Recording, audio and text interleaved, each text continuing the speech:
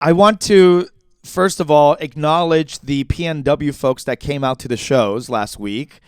Incredible. Portland and Seattle. What an incredible experience. Portland was a little scary, I gotta admit, upon arrival.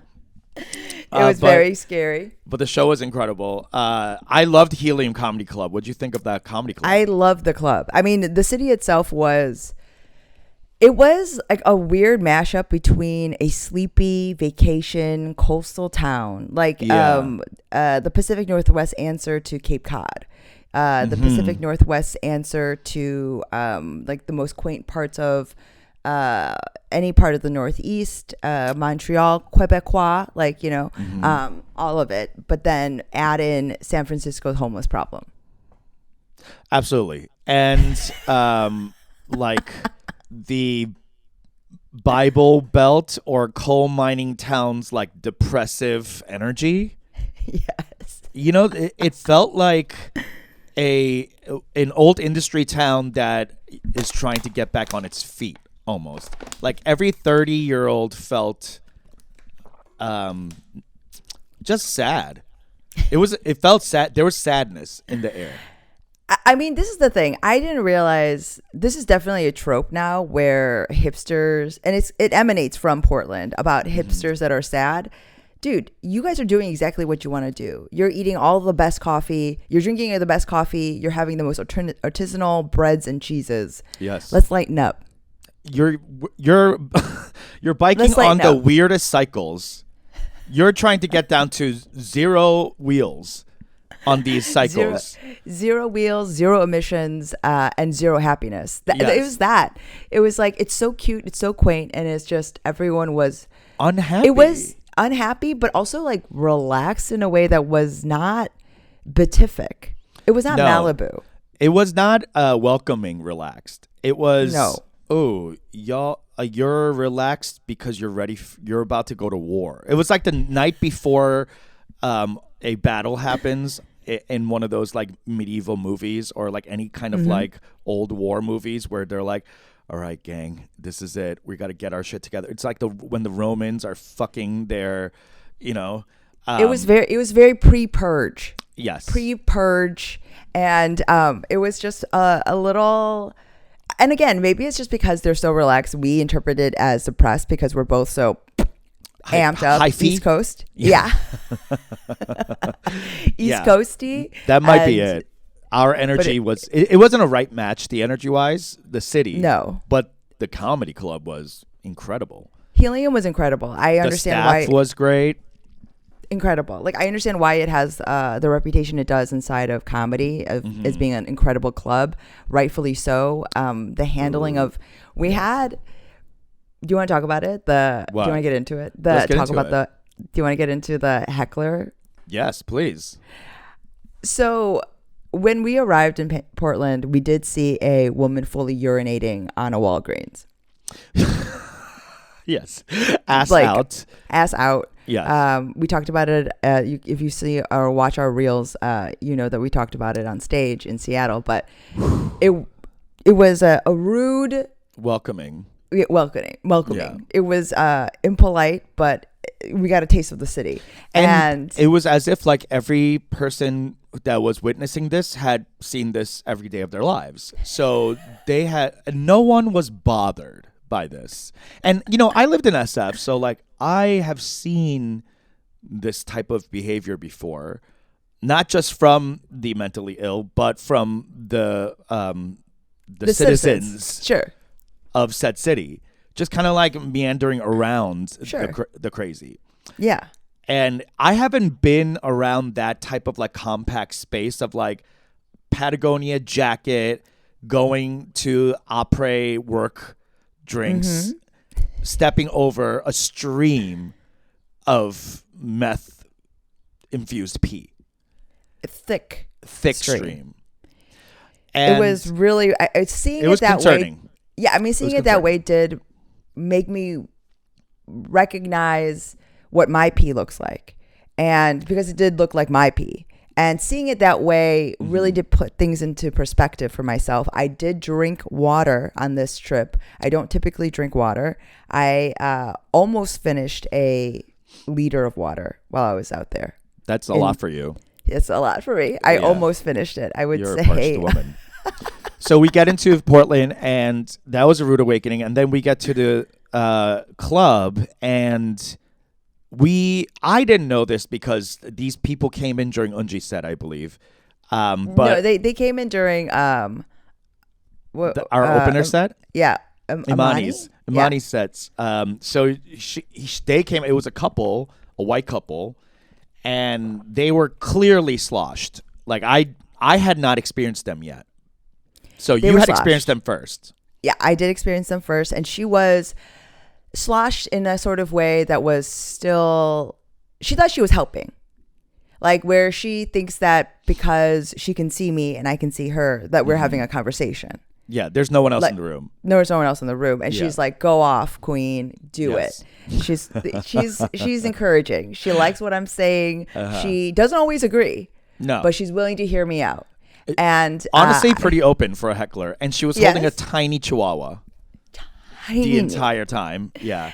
The chihuahua was behaving very well. For a dog in a comedy club, I was like, this is a great Especially a small example. dog? Yes. Especially a small dog? Yeah. I mean... Not a yip to be heard. Yes. I mean, especially as a small dog myself, it's hard for us to contain ourselves. So she was popping off a little bit constantly, but I was dispensing of her. Like I was interacting, addressing her, and then moving on, like kind of pivoting and being like, enough of you. Right. And she would quiet down in those moments. If I ever turned towards her, that's when it would start up again. Right. Which is insane to like avoid because she was right in the middle. Exactly. She was literally in the middle, and you couldn't like avoid unless you just stared left or right. I only talked to Denver, who was the best audience member. Yeah, let's shout out Denver if you're listening. Thank you for being there. Denver and Portland, and so if you watch my set, like you can see me like kind of. I physically am like pivoted towards the other side, and so she was popping off, and when I got off stage. And you got on is when things started getting wild. Yes. She started yelling out just kind of like, yeah, like that kind of stuff. And then she was doing that during mine, yeah. And then at one point when I was talking to a half African, half white man, and I was like, oh, would you consider yourself an African American? I was trying to get to the point about how Africans and African Americans do not get along. But while I'm setting up that kind of like crowd work premise, she was like, boo, boo, booing that guy. And I was like, why are you booing him? And she was like, he should be proud of being African. So it's like, she's only getting like the first half of the movie. Sure. You know, like she's not in, like we're not into Act 2 yet, and she's already screaming. So like she's getting like half of the information. You know, if you're watching Drag Race, I'm shocked that she got 50%. I am shocked she's even alert. Like she looked like she was so drugged up, and apparently I didn't know this, but the manager told me after my set, our show. Wait. So let me interject here. So during Peter's set. The staff comes back to bring me to get my order for food, and this is when she's like, "There's a woman out there that asked me if she could take a hit off of the nitrous can in her pocket on inside of the room," and she was like, "No." But here's the thing: so both instances, she's really like. As far as like an audience member, she's really like trying a positive vibe. That's right. You know, like that's right. That's what's so confusing is because you're interrupting, but you're like trying to be helpful. You're also telling this guy, hey, you should be proud of your African heritage, and which is also a correct statement, but contextually way off. And even the like ask of, can I do whippets in the bathroom? It's like, why would you not in the bathroom? Oh, where? In the room. Yeah, in the room. Like, even to ask to do it is like so polite. You know, like I would not expect that from a drunk ass bitch with a tiny dog. Like I would just imagine you to do it without any permission. Ask for forgiveness. Exactly. So all of that really leads me to believe that like, she's a really great gal, this woman. And her husband started like talking, or her partner, this guy who had a very like menacing vibe about him. Turns out he had just gotten out of prison after 20 years of serving. Thank you for your service. Thank you for your service. And he has come out different and changed, and they wanted to come see our comedy show and do Whippets in the bathroom. And Whippets on the floor of the comedy club. On the floor of the comedy club, which they said no, and then they said heard, and then went to the bathroom and did them. Mm-hmm. Which thank you. You're up for, like, if you were on a set and I was a director, I'd be like, oh, you're like, you receive feedback well. You're like, you take notes, right? Which I'm like, that's all I could ask for an audience member. She was like, oh, right, this is the reason why they don't want us to do it. They don't want to hear the.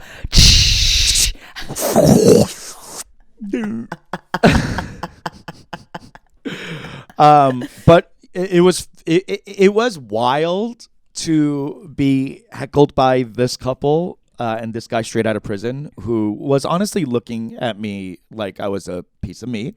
And can we blame him? Especially because you keep describing your meat in such tantalizing detail. Yes, cured and salty.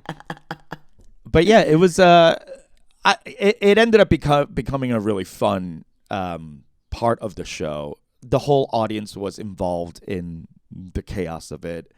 They saw what was happening. The tension was palpable.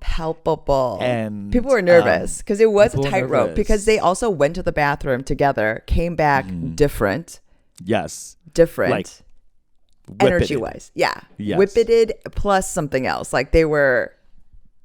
cocaine probably, yeah, or something. Yeah. Like they were like mixing it up. I mean, the guy's out of prison from after 20 live years, it up.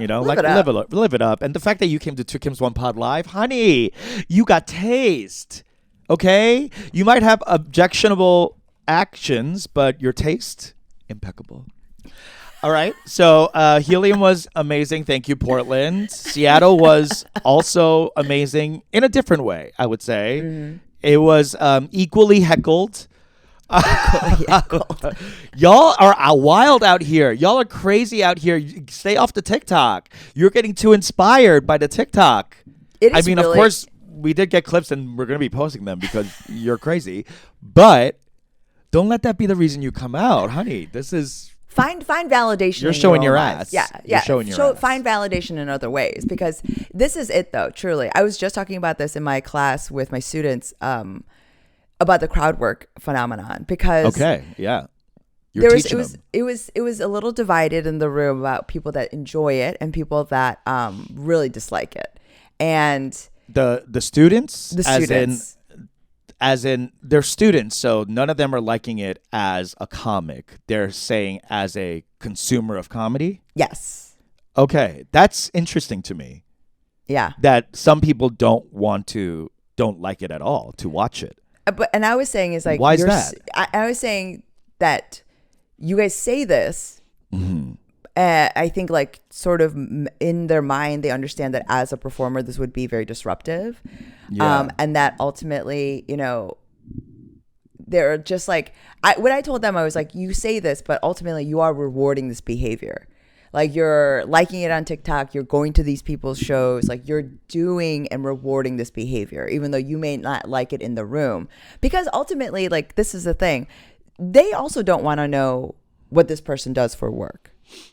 They also don't want to know whether or not, they're dating or, like, and so, and the thing is, they're seeing in live shows that the time comics are giving to crowd work is becoming longer and longer. Mm-hmm. And that's what I was explaining to them, that crowd work has always been a part of any comedy show. It's evidence of the fact that I'm here with you, I'm present, right? And there's always going to be drunk people in the audience. Like, you need to be present. They want to know that you're not just going up there and doing an hour of comedy on autopilot, right? They want that. And they don't want no Control C, Control V. Thank you. So they want authenticity. They want authenticity. They want to know that this is like a special show, and it's always been fundamentally a part of any comedy show that you do. So that's not new. But I was saying that it's the how large the chunk of time is starting to creep up. It used to be, like a little bit of a pocket when people are transitioning, when there's like a different topic that they're going into. So they're going to switch it up by asking the audience specific kind of questions and setting up the rest of their hour. Yeah. But now it feels, even to them, very clear that they're looking for clips. Very clear they're looking for kind of engagement and a moment. So when you manufacture that, right, it feels less authentic. It's still getting away from why you started doing crowd work in the first place, which is what do you mean manufacture that? Like purposefully put out plant people in the crowd to no, where like it's not coming from a place where like I'm trying to settle in or driving towards a different part of the set, but very specifically, this is a part of the show where I want this kind of engagement. I want to do this. And, it's supposed to foster and create clips versus foster and help the show that they're in together and that they've paid to see. Yeah.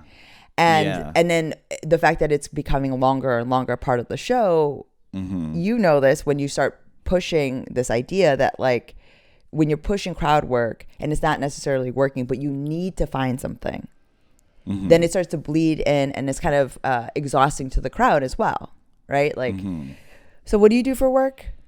What do you do for work? Anybody do this for work? And like you're looking for something as opposed to being present and interacting. I see. But those aren't the clips we're seeing. But in the room experience, yes, your students are noticing that comics are doing the farming of clips. Yes. And it's detracting from the experience, right? Because it feels inauthentic. It feels inauthentic. I would think that's more work than, well, because what I've experienced with you this weekend was, or this last weekend was that the crowd definitely was more verbal. Yes. They're being conditioned by TikTok and IG to talk. Yes. Right? Because that's what they see. So they understand that is normal behavior. Right? So they come and they're more verbal.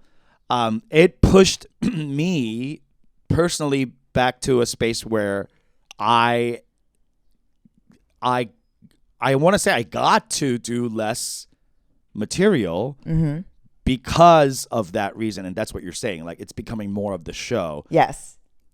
I didn't necessarily think of it as like, oh, clippability per se.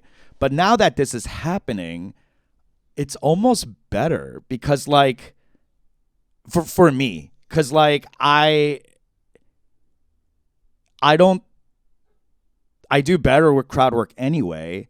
And secondly, that's what's doing better on clips anyway. You know what I mean? So like you end up holding material regardless if it ideally happens that way. The fact that comics are looking to get a reaction instead of like just taping the whole thing and then seeing what organically happens and putting that on as clips is a problem. That's an issue because you're doing it the other way around. You're like putting the cart before the horse. And they're sussing that out. And at the same time, half of the students really like it. They like they like it in the room. They want to be a part of the show. They're the people that are volunteering information and constantly interjecting. And what I said to them is like I experienced this in the classroom as well. Like a lot of my students heckle me while you're doing your lecturing? While I'm lecturing. Yeah. How so? What do you mean? Like give us an example. Yes. Go off. Period. Yes. Go off. Okay. This. Yes. I don't know about that. Like truly like talking to me. Talking to me. And they don't realize that you are live, that you could hear them. Yes. That's fucking crazy. Yes. But this is a generation that also came up on Zoom. You can mute your own reaction. And you're also conditioned to be watching something and expect that you aren't there. Maybe it has something to do with the attention span too. Oh, for sure. All of it. And so, and the thing is, for me, I don't mind crowd work. I'm getting more accustomed to it. That's fine. It's just, in my mind, I think I'm a different kind of comedy watcher. If I'm watching comedy, I want to see what they wrote. Mm-hmm. Like, I want to see the thing that they do. And yeah, there are comedy fans like that. And then now there's like the new comedy fans, which is like the Matt Rife generation fans, the post-pandemic fans. For sure. And there's also, and we see the proliferation of comics that are really operating more on personality and vibes. And again, it's always existed. I don't think there's anything new here. It's just the way that the culture is rewarding is maybe different. Yes. And it's forcing the comedy experience to change. Yes. So like you're in the club experiences are changing. And I got to say it is rapid. Yes. It's not like a slow change. Like the audience is getting rowdier and rowdier. And I will say there's a part of it where I used to say that improv is about a moment of spontaneous collaboration between two strangers on stage, or like a group of strangers on stage, and that stand-up is about that same sort of spontaneous collaboration between you and the audience, right? Like you are experiencing it together live. And that's the reason why I like jam bands and this sort of like thing where something cannot be recreated and recorded and put, because it's all about the experience and being there. It's the reason why improv has never really worked recorded, because it's about being in the room and experiencing it and sharing that. I think stand-up comedy is moving in that direction as well, where it's much more about being in the room, experiencing it. Because some of the clips, when you pull them out, you're like, yeah, this is funny, but it must have been, you can tell it's killing in the room. Yeah. It's killing. Yeah. So I think that's the transition where it's not just about the written word, but it is sort of almost like improv you're doing with I'm them. kind of excited for it, to be honest, because like it's my sweet spot. It really is. It you really know, so is, like the fact that it's going towards that way, like when I tell you those like people who heckled me after your set, the couple, it was exhilarating. It was exhilarating playing with them, because I was like, oh shit, like I could do this for the rest of my set. Just like play with them. I mean, and truly, yeah. They were not getting like anger. None of us were getting emotional. Everyone was having fun with it. I mean, they were like blasted, so like it didn't even matter, honestly. I mean, some of the audience members, some audience members were nervous. Of course, I was nervous. I mean, that's like, the only time I've ever heard you be nervous. I could hear it backstage. Yeah, when I was like, it was really like I'd never experienced this situation before, and that's I could hear in my mind you taking 3 steps back. I mean, the moment, I literally like when I found out he had just gotten out of prison after 20 years. Yes, I literally stepped back to the wall and I don't know. You probably didn't see this, but no. What I did was I stepped back, tried to blend into the wall, and then pointed at this tiny American flag, and I said, "Please don't kill me. I'm proud to be an American." And I asked him, like, what did you go to jail for? Yeah. I think I said, like, did you try to kill a comedian you didn't find funny? Yeah. Because, like, I don't want to die tonight. Anyway, so, like, it was a really, like, scary moment of, like, oh, this could turn left. For sure. Fast. Yes. In Portland. Yes. And I had just talked about how they be like surrounded by KKK. And it's true. You know, militia. Yeah. So like, I don't know, man. Like it felt exhilarating to the point where like I was scared and I was like, if I could dig myself out of this, it's going to feel so good. And it did. I mean, you were crushing. You were crushing. I mean, it was sort of like the park and play. My heart's beating right now just thinking about it. I'm like, I mean, it was, because when you're talking about it, the danger, I was like, it is the park and play of comedy. Like that like sort of like it was the razor's edge. Yes. Yeah. traversing Yeah. because backstage when I was listening, I literally heard you taking the steps back and then the pop of That's laughter. so funny. Uh-huh. You know what I mean? Because I could hear you like thinking, Yeah, because I did. like there was figuring out where to go with it, like how to pivot. yes. Yeah. And then the pop of laughter, and I was like, oh, this is gonna be smooth sailing from here on out. Yeah. And then it was kind of crush after that. Like you had already been It became doing great. a roar after Yes. that. Yes, Yeah. because you had already been That- crushing, but then it became. And I looked at the clock and I looked at Amani. I was like, he's not getting off in 10. I didn't go over that much though. I looked at my set time Yeah. today, and it was like I think like 35 minutes or something like that. Okay, yeah. Because I was like, he's not getting. I looked at the time. I was like, he's not getting off. But like because of the roar, because it was kind of the pop was crazy. The pop was so crazy and so necessary because of the tension Yes. that I think I got pulled into the undertow of it. Unji, oh my God. It was crazy. It was high wire for sure. For sure. I mean, and It the felt show, high wire as fuck. And Where the like I show- could have lost the show there. for sure. And I was 2 minutes in or something like that. So it wasn't like in the beginning of my set where I No. was like, oh, let me pivot and go. Like it was towards the end of my set. So I was like, oh, So you got to my lasso God. him in to take him to the final. To fit, yes, because I'm closing soon. Yeah. But like now there was this new like hurdle I had to get over. And that's what you and I love about the live comedy, the live performance, the theater of it all, is that like anything could happen and we must adjust. And it's like sports, Yeah. you know, like it really is live, and you're calling plays or you know, like you're doing the things you're making. Plays. Sure, I don't know, like in my head I was like I felt like Doctor Strange, where I was like, okay, every possible, you know, like Yes.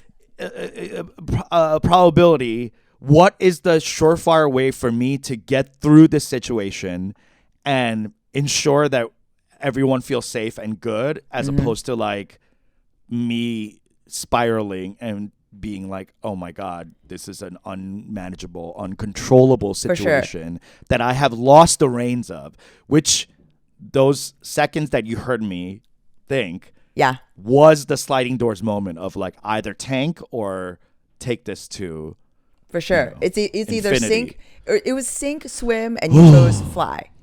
Because it was incredible. It was a wonderful feeling. It was to- great. It was great to listen to and hear, because you know there is always a moment when you're doing crowd work where you can tell the person doesn't like you ribbing them, because Yes. usually you can tell, Yes. right? Usually they're like game, and like especially if they've offered up information, they're open to it, right?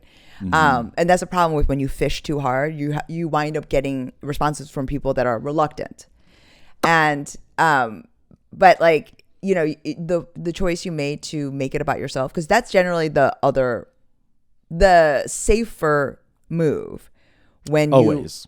bring it to yourself, especially if it's like someone that's seems unhappy.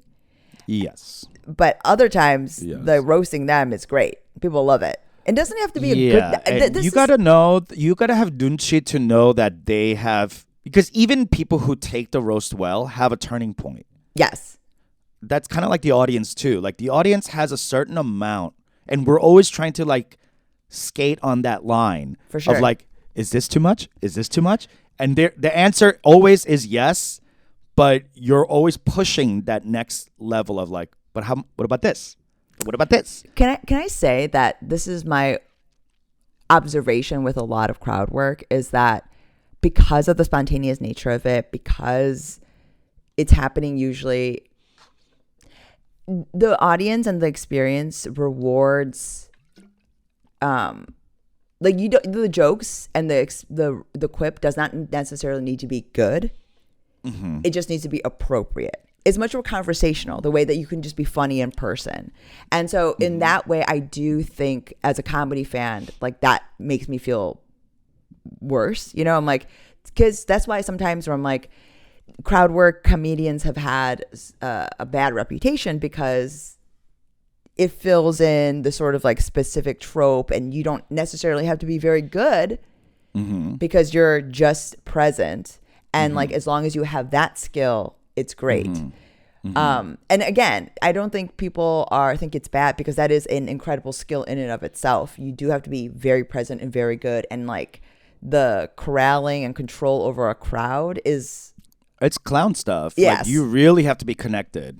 So, but it does reward like not necessarily better crafting jokes, right? 100%. You can just be present and a personable person. So, but then in that moment for you to be able to do that, like, it was just, I think that was the pop. And it was so funny listening to it, because as someone who doesn't necessarily lean into it, and definitely recently doing longer sets, I've had to, and because I have a chunk of my set where I ask the audience very specific things, having to work that muscle again, because I haven't been doing improv either in a minute.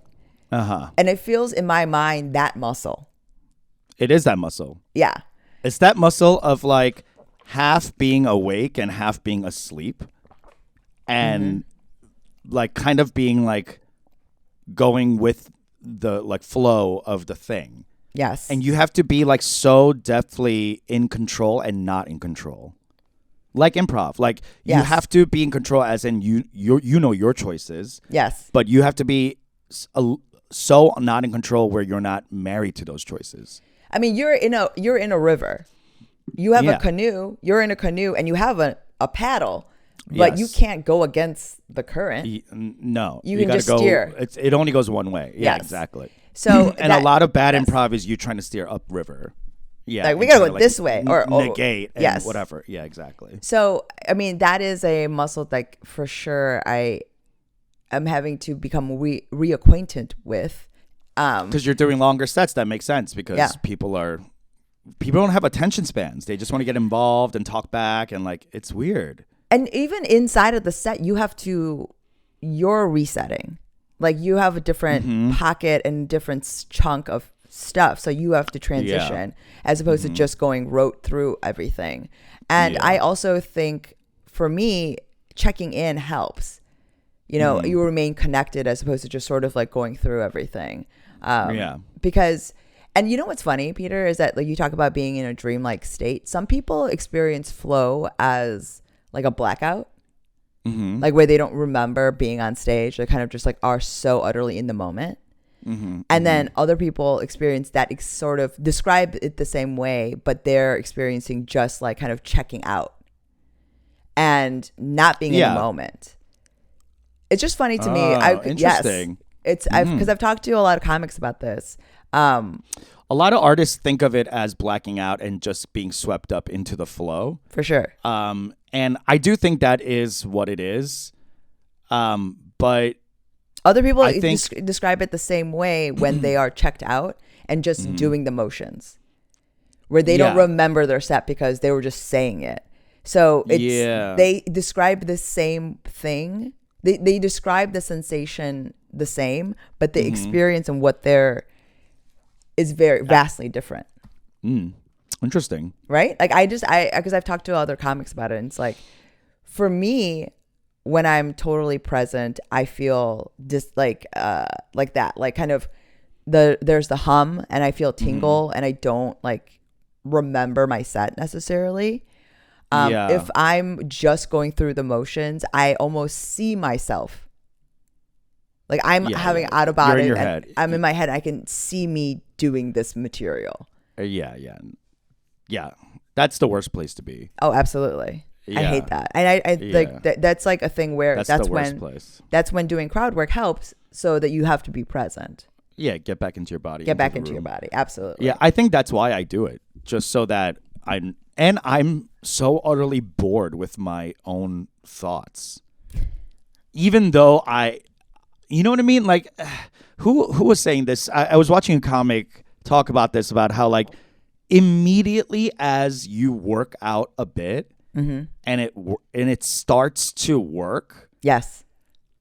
That has like a value to other people, great, but to yourself, there's a diminishing return once it starts to work. Yes. You know what I mean? And then you're looking for the next thing to to figure out how to make it work. And then you get that pop of like, I did it. I'm making this work. And I found this new way in. And then this tag. And then you get it to that point. And then once you start doing the bit that works, you're bored. And then you're moving on to the next thing. It's almost like how I used to date. Like just to like get the person. And then once I got the person, I'm like, ugh. You again? You know what I mean? Like that's how it almost feels to me when I'm doing my stuff. And I need to like be so in the room and conversational in order for my stuff to even feel not rote. You know what I mean? Like even though I'm doing the thing. Like I have to almost like trick myself into like being like, and then this thought, as opposed to like, ugh, this fucking thought again. You know, like. I mean, I do think that because I used to be like this. When I was straight out of improv, I never did the same set 2 shows in a row. Like wild. And like, it's crazy, right, Peter, knowing me now? Oh, not to that extent. Like, I mean, I was wild, rogue. Like I'm saying I would get on stage and do maybe 20% of like my planned material. Like I would just go off. And knowing me now, it's crazy to consider, right? Because, and I think when I was talking about this old set that I watched and I was like, so, I felt so like excited about it. Yeah. And I was like, so I was like, oh man, I wish I was like that again. It's that. Because I used to just be literally just pulling it out of the mud was enough for me. Who needs to clean it and shine it? I was like, I got this. And then like just leave it on the counter dirty and never polishing it. So, yeah, I mean, polishing it is the fun for me, though. No, I'm telling you, that this part's is all the new. like, yeah. Well, yeah, but that's what you're doing now. Yes. That's what I mean. It's like that's the fun for me, and then once it's polished, I want to start like polishing the next thing. Oh my God, you know what I mean? Like Peter, what? It's coming back right now. Guilty. What? On 20 of How the many 34. counts? 20 of the 20 34. of the 34? Hold on. Yes. You guys, breaking news. Wait. ABC says it's all 34. Former president faces 34 felony counts. 12 New Yorkers have reached a verdict in case. In the first criminal trial, he is charged with 34 counts of falsifying business records. Connection with the payment to porn star. Okay, so what does that mean? He's guilty. Convicted. In connection with buying the site. He's guilty. He's guilty. He's guilty. I'm tingling. Oh my God, my throat is closing up. I'm tingling. Hold on. I have goosebumps. This is crazy. We started this podcast when Trump got into office, and we're literally breaking live. Well, it won't be live when you hear this because we have to edit this. But you guys, it's, Thursday, May 30th, 2:09 p.m. in the Pacific time. Mr. Trump was convicted on all 34 counts of all. Wait, what? All of them? They thought there was going to be like a split decision or something, or like a hung jury. They deliberated for less than 10 hours. Over 2 days. 10 hours? 2 days. Over 2 days, but less than 10 hours. They said we saw enough. They said we've heard and saw enough. Shifts. They did 2 part-time shifts over the course of 2 days, and that was done. They said, let me clock into the baby gap twice, and now I'm out. And bitch, he's guilty. 34 counts. Oh my God. Hold on. Okay, it just updated live. Live update. Wait, and now it's on the judge. So they've delivered 34 counts, and now it's on the judge to figure out what the sentencing is. And you know this judge is pissed. The amount of times he had to tell this motherfucker to shut the fuck up, to gag his tiny little butthole mouth. Oh my God. Felony conviction calls for a sentence of 4 years behind bars. My heart's 4 years, the exact number of years he would have been president. Mr. Trump may never see the inside of a prison cell.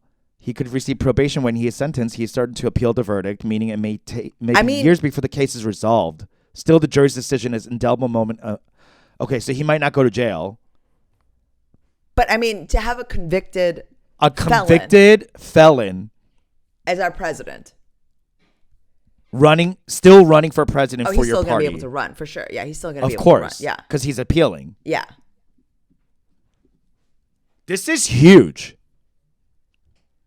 This is momentous.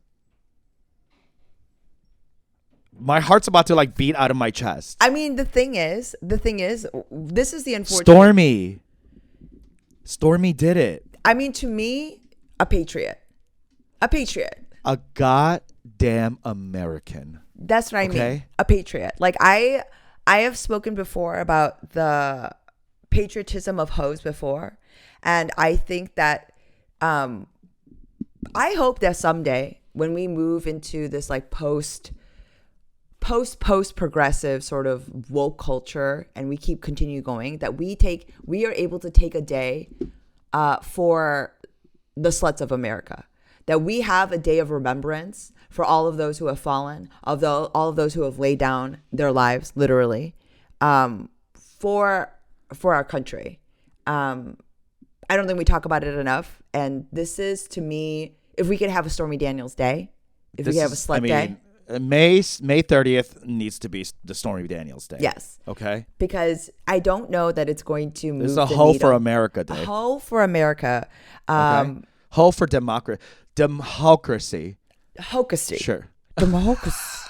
I will say that. Wow, this is incredible. Peter, do you think this is going to move the needle at all? No. I do not think so. I don't think it ever was. And Yeah. I think this is going to be even more fire for his base. I agree. I think this is just one of those things where, as a liberal, we're like, we get to say we were right. Like that's all we get. And here's what. That's enough for me. And 4 more, and then it's going to be sleep on that. It's going to be non-consecutive 4 years for. I mean, the numbers look crazy right now. What do you For mean? like the actual his polling election. numbers? Yeah. His polling numbers? Yeah. Oh yeah, he's defeating Biden by landslide. So I don't know this is if not there's going to move the needle at all. Yeah, I don't know. There's no I way. will say that I hope we figure out somehow a way to appeal to Trump voters insofar as their patriotism and understanding that, you know, having a president that has been convicted of a crime, it does not look good. But isn't the not looking good kind of their bag? It is. I don't know. I mean, like, I don't know, girl. I mean, I don't think it's gonna. Sis boom ba bitch. But you know what? Life goes on. Life goes on. I want to talk about one more thing before we break today. Yeah. Because it was a comedy heavy episode. Yes, sorry. And, no, that's okay. But I want to end with comedy too, because I watched Nikki Glazer's special. Oh yes. No, I'm not. No, I didn't finish it. I am up to 3/4. Peter, you have to finish it. I will finish it. Yeah. She's had some great jokes in there so far. I love it. Whatever. I'm not here to review it. What I want to talk about is Her dress. that the dress is incredible. Why? Is it too short? It's very I mean, short. I saw her coochie the entire time. Yeah, it's very looks, short. She looks stunning to me, and I'm like, she go looks off. great. She looks incredible. And the direction and the color in the back, everything All of looked it. like Incredible. champagne velvet room. Incredible. Yes. It's the vibe. I do feel for the people in the front row. Oh, feel good for them? Or Unless they wanted to see her coochie, but you know, maybe she was wearing panties. You don't know. I'm sure she was. Yeah, you're right. Yeah. You had to. Okay. But you know the way she does describe her coochie, maybe it was falling out of it. But there was an article today released that Nikki Glazer's special, Oh, the most streamed. Someday You'll Die, has been breaking records. Yes. Streaming records on Max. Yes. And I looked at the article and I was like, okay, what is the deal here? She's breaking records with 2 million viewers across platforms, meaning Max, the streamer, HBO, the cable, whatever, network, and then however the fuck else it gets distributed, her HBO special. Mm-hmm. Across those things, 2 million viewers. Yeah. Even if each person viewed it twice, Okay. that's 4 million views. Yeah. That's breaking y'all's records. That's a pittance on YouTube, honey. What the fuck you talking? It is pittance. What are you talking about? No wonder there's no money. You don't have the eyeballs. Y'all don't have the audience. You're telling, what a embarrassing thing to release. To say you are breaking records, confetti guns are being shot out in the office buildings of Max because you got 2 million viewers. Honey, that's pathetic. That's pathetic. Peter. No wonder y'all, like, no one's watching. Yeah, No you one knew is this. watching. You knew this, Peter. That's the reason why Netflix I doesn't didn't want know to it was release 2 numbers. million, girl. That's the reason why Netflix doesn't want to release numbers. That's the reason why. You're telling me Mark Norman has 16 million views on his special on YouTube? Mm-hmm. You're telling me Shane Gillis has 46 million views on his YouTube special? Mm-hmm. And y'all's records are being broken by Nikki Glaser with 2 million views. This is a sad state for comedy. This is, I mean, what she's doing is probably summiting the peak of stand-up comedian at this moment. Yes. Breaking records for Max, booked and busy, touring everywhere, gotten crazy bump from the Netflix Live thing. The roast, yeah. The roast. And I want to see think about, did you know how many people watched the roast? No, but it was much more than the 2 million. I think Of course. Yeah. Of course. I don't know. For Tom Brady, of course. Yeah. 13.8 million. Okay. I mean, for sure, that. Okay, that's like a Super Bowl type. Yeah. Yeah, that's like Oscars type numbers. Mm-hmm. Okay, so that's what we're talking about. She got bumped for that. Yes. And y'all's special view is 2 million. Wow. No wonder these comedians are doing it on YouTube. They're getting a bigger audience. Peter, you're saying that HBO Max should be. You're saying YouTube? that HBO Max got a C, and they're bragging about it. They want to put it up on the refrigerator, and you're saying no. They got an honorary mention. They didn't even get a C. They didn't a participation. No, they got a medal that's gold plated. It's an honorable mention. They didn't even place. They were so far from placing that they started crying, and we had to put them into the group special award. Okay. Award. This is crazy talk. 2 million. When I saw that number, I was like, this is so embarrassing. I was shocked that there were. I was not, because the numbers of subscribers that HBO Max has is low. Is low. So that's the reason why that's why they're doing this. If this is breaking records, then your stuff is getting hundreds of thousands of views. You're telling me there are 14-year-olds on TikTok getting more views than your content on HBO, and we're paying $14.99 a month?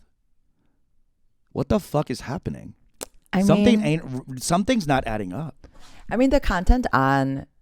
I mean, let's just say this. I love these 14-year-olds dancing on TikTok. I do. I subscribe. I love it. But it's not the same. I mean, for me, I'm just an old timer. I want I want actual content. I want to watch a story. I want, I don't have any regrets about this. And I also enjoy watching movies. And so the $14.99, I don't mind. I think it's wild that we're talking about the changing tide of like audiences' expectations inside of a comedy room, right? As a result of this, I wonder what's happening with content writ large. If people are still still watching, are interested in stories. Oh, in stories. In like actual, like, I mean, because Nikki's special is incredible. great. Small, great, tight jokes, small, like other larger chunks.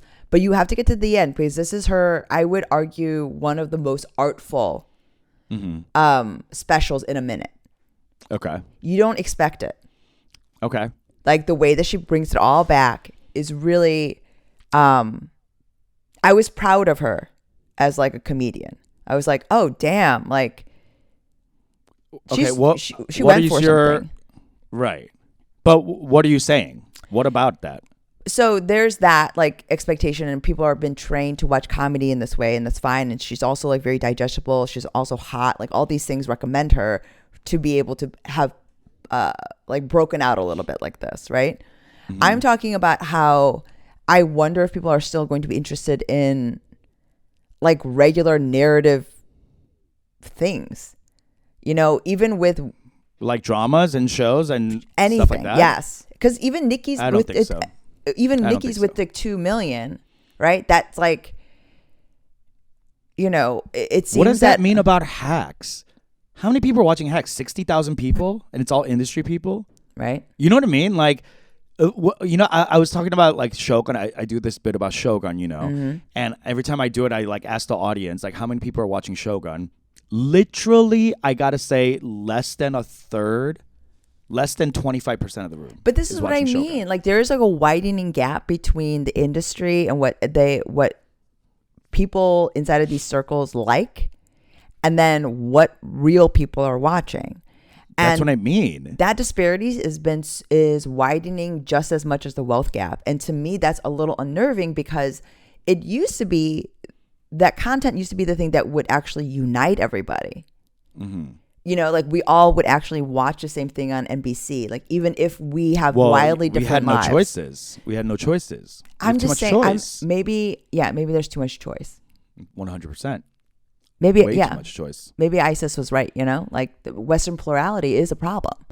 And we should, you know, like I think that...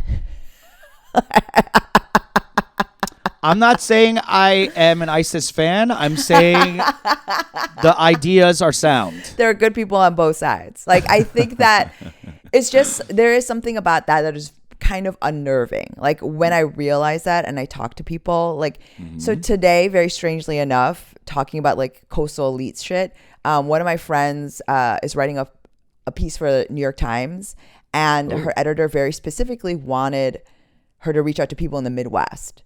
And it was this idea that people in the coast are detached.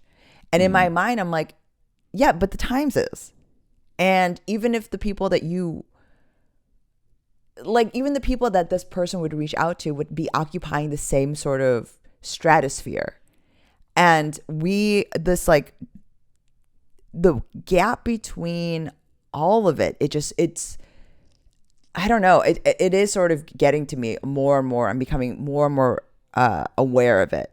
And I think, Peter, for me, because my parents are poor, right? So I see and interact in like a lot of my family. Like I see and interact with like a population and a point of view that is so not represented in the culture or any sort of media or news that I digest and everyone I know digests in the industry, and they see that. That is the power of Trump right now. That is truly it. That they feel so seen displaced. by him. Yeah, and so seen by him. Yeah. Well, yeah, of course. It makes sense. I mean, that's why he won the first time. It's not a new thing. Like they felt like that the first time. We were ignoring these people. We've been ignoring these people. Absolutely. And writing them off as racist. You know what I mean? But that's been going on since the Civil War. The North being like, the South are the bad people. You know, like that's how the narrative has been going since the beginning. They just haven't had their hero in a long time. I guess I'm totally aware of this. It's like this analysis and all of it, the breakdown. But in my mind, seeing it so clear inside of the content that we consume, and that there's like so little that unites us, even with humor and like shows, like the splintering of the media landscape and its effect on the political landscape, I think kind of is clicking for me in a way that I like understood intellectually what was happening. But the fact that there's like, you're saying with the 2 million people are the deadline and variety of it all like popping off and everyone's talking about it, what a coup. And then understanding like putting it in perspective, like that thing. And how, yes. And the thing is like, I think I used to interact with people of all different kinds much more often. And the thing is, we are actually afforded this luxury because we travel for comedy. Maybe Portland and Seattle isn't the best example of it, people that are coming to see us. But if we did the road in a different way, we would see them and they would see us. Yeah. Because I don't even think like, because I just did this room out in Mundelein, I think it was, or McHenry or something. And I thought they would not like me just looking at them, all the same sort of things. And they probably look at me, same sort of expectations. And we liked each other. I thought I bombed, but I told you, like, those women reached out to me afterwards and they're like, you were great. And I don't know, just like thinking about it, I was like, I don't know if like narratives at all, like movies at all are going to break through because no one's watching anything. No, nothing's breaking through.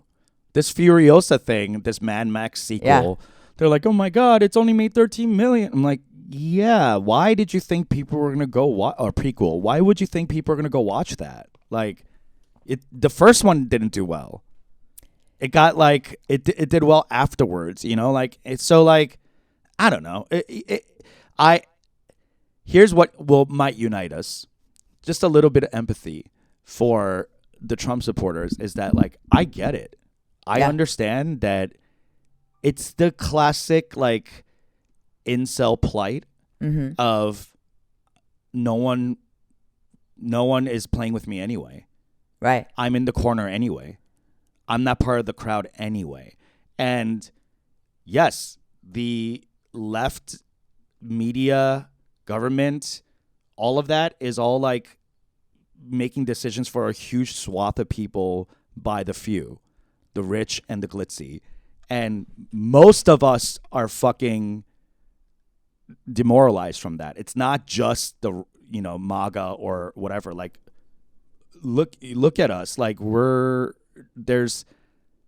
it should be, if there's anything that unites us, it really should be unbridled capitalism and billionaires versus the rest of us. Because this is what I mean. I don't got the understand. numbers. Yes. We got the numbers. But here's the what. It's power's not structured that way. Like, the rich and the powerful do everything to make us fight against each other. They don't want us to know the truth, which is we should be fighting them. But, like, you know. I mean, the glitz and the glam of it all. Yeah. That's been like that since day one, girl. It's just now that there's, like, a lot of media, as opposed to back then there were, like, parchments or, like, one fucking channel, you know, whatever the fuck. Communication only went one direction for, thousands of years. I'm going to say this. This is a plea for me directly to Hollywood, as a patriotic plea. Yeah, they're listening. Can you answer my calls? Instead of just listening. But like, this is my plea. In terms of like, if you're a liberal, if you are a patriot, if you want to unite the country, I do think that Rush Hour 4. Yes, and they're taking down a billionaire. Yes, Rush Hour 4, Bad Boys 4. Give us an action comedy or even a Blue Streak sequel, like something where it's an interracial or even like it's an interracial coupling.